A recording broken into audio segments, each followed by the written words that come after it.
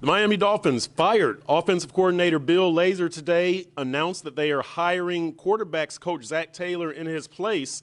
Zac Taylor met with the media today and said he wants a balanced offense. He said, "We will run the ball." That's music to everyone's ears on the offense. Hello, everybody. Chris Perkins of the South Florida Sun Sentinel. Zac Taylor, been on the staff since 2012, has worked closely with quarterback Ryan Tannehill. He says that they will look at running Tannehill a little bit more, moving the pocket, but right now Zac Taylor isn't sure exactly what's going to happen. He said everything has been happening so fast.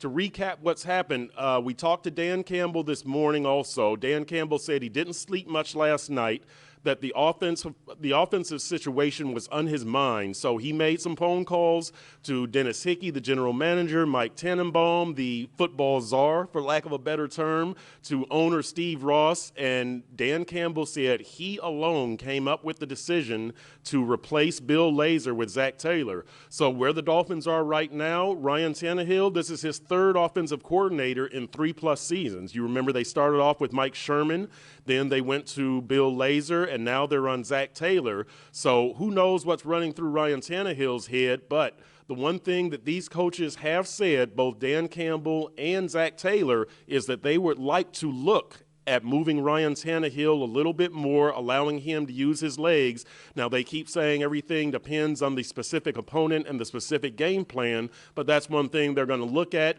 The other thing that they said was they will run the ball more. Now, you know the Miami Dolphins are last in the NFL in rushing attempts, despite being, I believe, second in yards per carry at about 4.6 yards per carry. So they're going to make a bigger commitment to the run under Zac Taylor. We'll see how that works out. Going along the running line to personnel, they're going to have a problem at center with Jamil Douglas. Mike Pouncey injured his foot in yesterday's loss. He is probably not going to play this week, according to Dan Campbell. So the Dolphins will look at starting Jamil Douglas, the 4th-round pick out of Arizona State. If you remember in yesterday's game, Jamil Douglas had a rough time. He was drafted as a guard. He just started playing center a few weeks ago. He played in the Houston game a few snaps, and I talked to him the week after, and he told me that was the first time he had played center at any level in any game, Pop Warner, high school, college. So clearly they have some work to do there. Jamil Douglas was charged with 3 fumbles yesterday in the game, so clearly they had a rough time. Running over some of the other injuries, Earl Mitchell and C.J. Mosley, a pair of defensive tackles, they both have calf injuries. Dan Campbell said that they are going to be day-to-day. And Rashard Matthews, it probably is not looking too good for Rashard to play this week. Dan Campbell said he's got some cracked ribs. Perhaps that allows Devontae Parker, the rookie first-round pick, to get in there and get a little bit more playing time. He played the most that he's played all season yesterday.